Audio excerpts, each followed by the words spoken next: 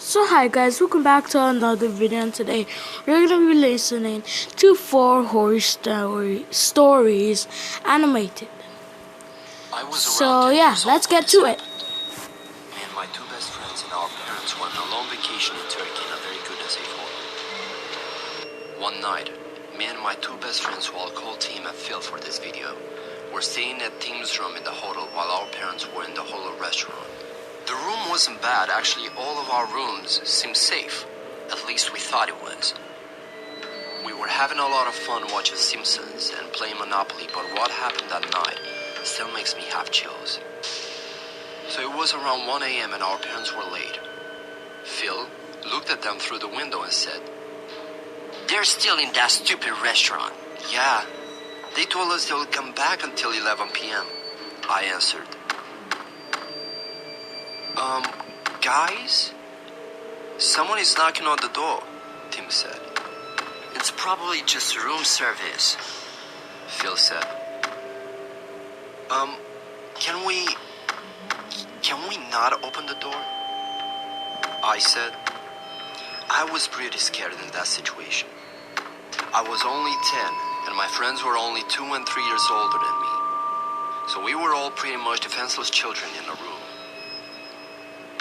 Tim, who was the oldest, answered, "Oh, come on, it's just room service." The guy on the other side of the door said, "Hello. Can you please open the door?" When he said that, we were all scared.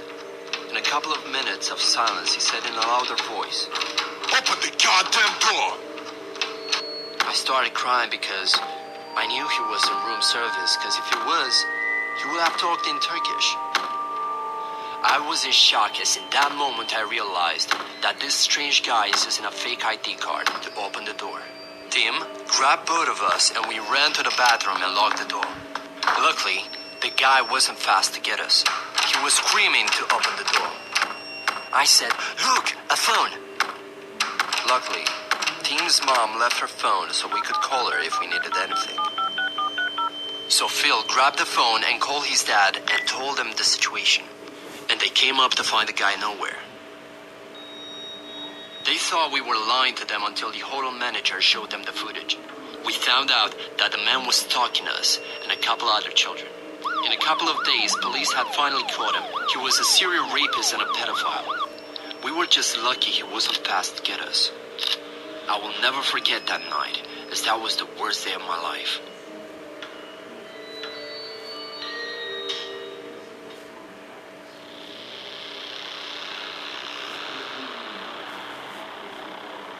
When I was 15, my mother went out shopping and left me in charge of the house. It was starting to get dark and I realized my little brother was nowhere to be found. I asked my sister if she knew where he was, and she said he had gone to the park around the corner to kick his soccer ball around. I told her to watch the house while I was gone and ran off to the direction of the park. When I got there, I was surprised to find the park completely empty. I called out my brother's name, but there was no answer. I started to get worried, and all of a sudden I heard a faint muffled noise coming from my left. I turned just in time to see a tall figure disappearing behind a large fence. I sprinted as fast as I could. When I came around to the other side of the fence, I saw something that almost made me choke in horror. My little brother was being dragged down the alleyway by a tall man. I flew into a rage and tears of anger streamed down my face. I ran at him. He must have heard me coming because he turned around to face me and he dropped my younger brother. The tall man tried to grab me, but I was running at him so fast that when I slammed into him, it knocked him off his feet. He swore and tried to get back up, but I just started stomping on his face. Without stopping to ask questions, I picked my brother up and ran as fast as I could back to our house. By this time, it was pitch black outside and my mother was home. She was frantic with worry, and when she saw the look on our face, she realized that something bad had happened. As I explained, my brother and I started crying, and my mom gave us both the biggest hug ever, and she cried with us. Eventually, the police were called, but this guy was never found.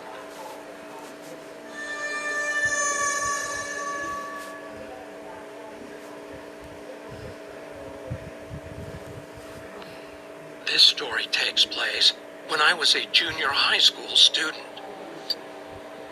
One morning during summer vacation, after my father went to work, my mother and I decided to visit my maternal grandmother, who lived in a rural area.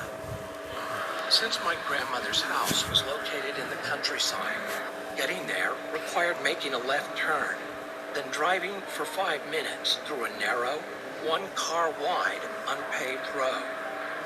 There were rice fields and forest on the sides of the unpaved road. As soon as we arrived, I greeted my grandmother, then went into my youngest uncle's room. I used to like visiting my grandmother's house because my uncle was a huge gaming fan and his computer was much better than mine at home.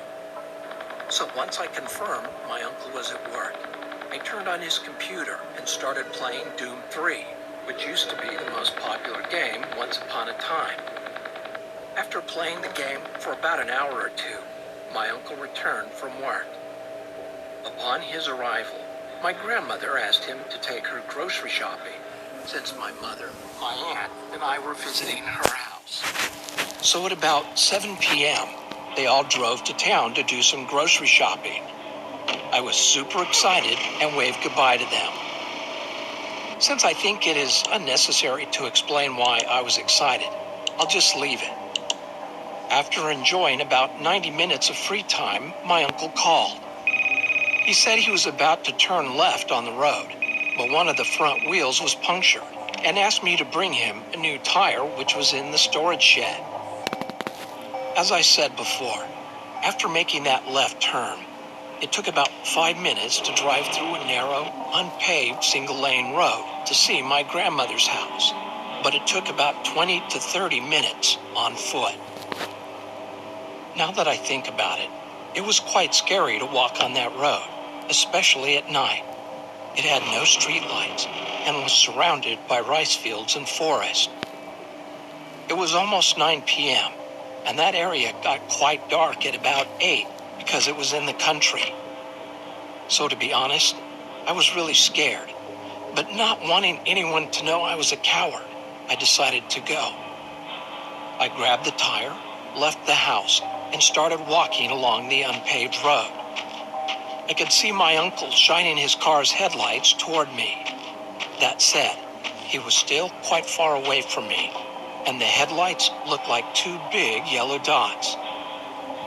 I was a bit relieved knowing my uncle and family were on the other end of this road, but the night was dark, which deepened my fear.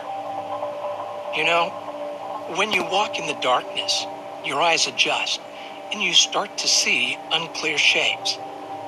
I felt like I could see someone standing in the rice field, and someone sitting down, resting his chin on his hands and looking at me through the bushes.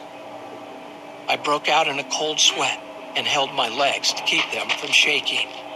It felt scarier than being alone on a pitch-dark night, and because of the fear and the delusion I had created, I remember feeling really dizzy.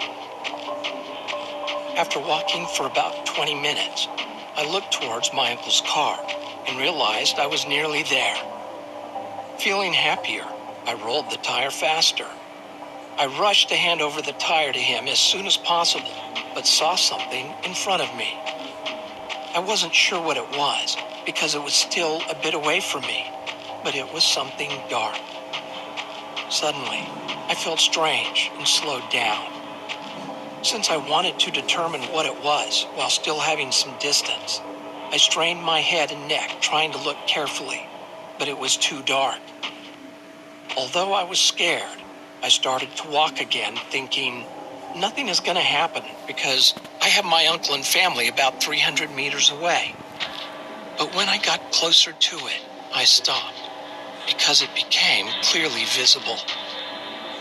It was an old woman squatting with her mouth open, looking at the rice fields.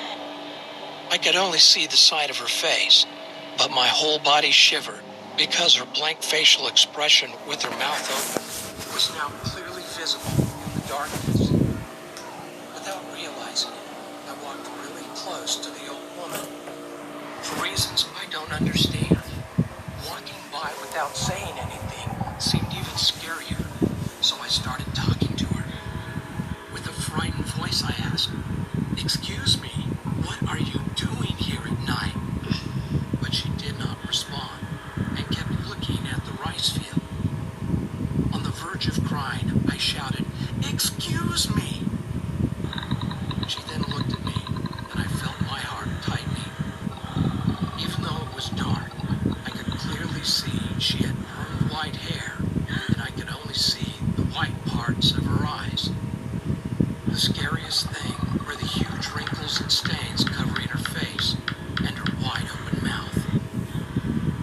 felt strange, like I was going crazy while looking at her. I had eye contact, but was looking down while she was looking up at me. After a few moments of eye contact, she turned her body toward me. Oh my gosh, I thought she was sitting down, but realized she had no lower body. She only had a torso and head which was supported from the ground with 2 arms. A flood of thoughts crossed my mind, but I remember thinking, there is Satan right in front of me.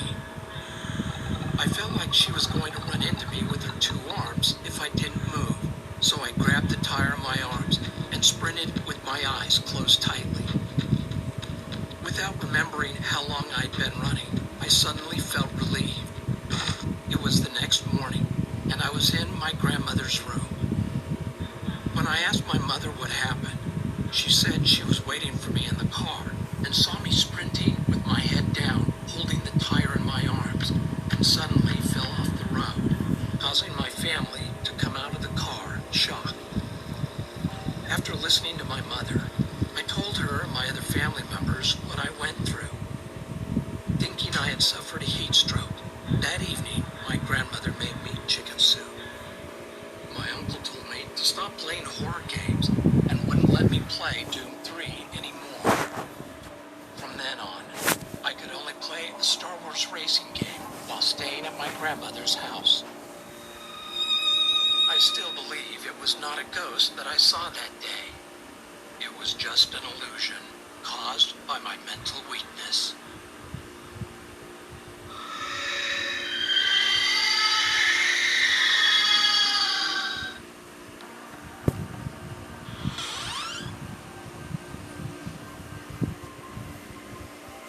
About 10 years ago, my 3-year-old son and I moved to a house from our apartment.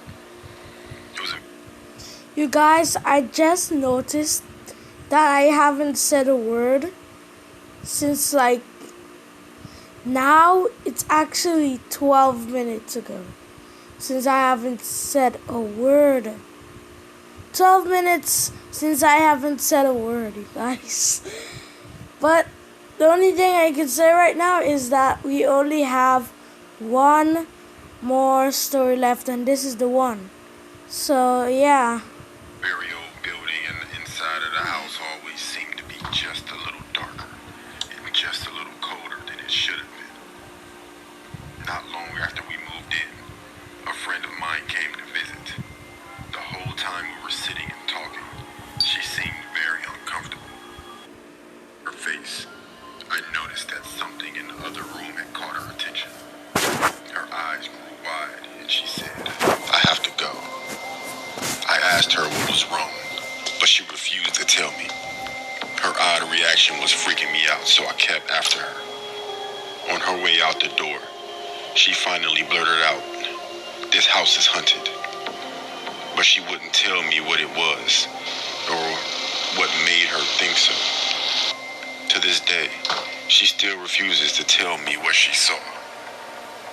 About a week later, my 3-year-old son casually asked me who the old lady in the bathroom was.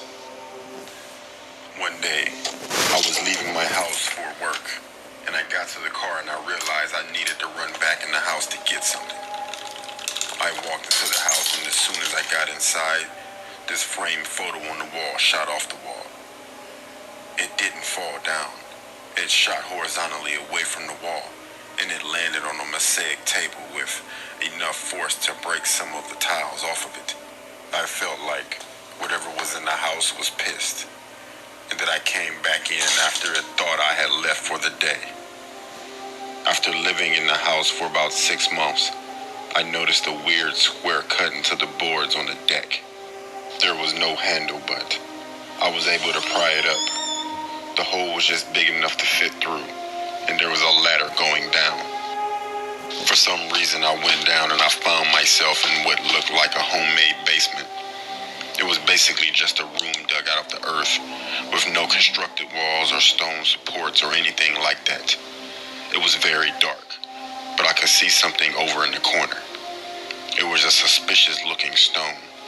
It looked like one of those old headstones you see in cemeteries. Just then, some insects started jumping on me, so I got out of the basement as fast as I could and never went back. Now this is the part that affected me the most. It's also the reason we left the house. One night I was in bed laying on my stomach just about to fall asleep, and I heard someone walk into my room. The footsteps came from the doorway over to my bed. I didn't realize until later that the fact that I heard the footsteps was weird because the room was carpeted. When the footsteps reached my bed, I felt someone put their hands on my back. 2 hands, just gently laid flat on my back and kept me there.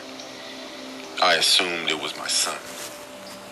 "What are you doing?" I asked, but there was no answer. I looked up. No one was there.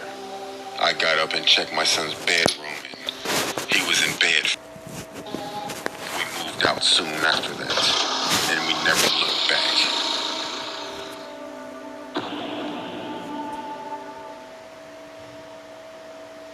Well, you guys, that will be it for this video, guys. Hope you guys enjoyed. Subscribe, hit that like button, and the bell for notifications. And I got this idea from Corey Kinchin, so you should go check out his channel. So yeah, this next video right here, I'll be showing you guys in the next one. So peace.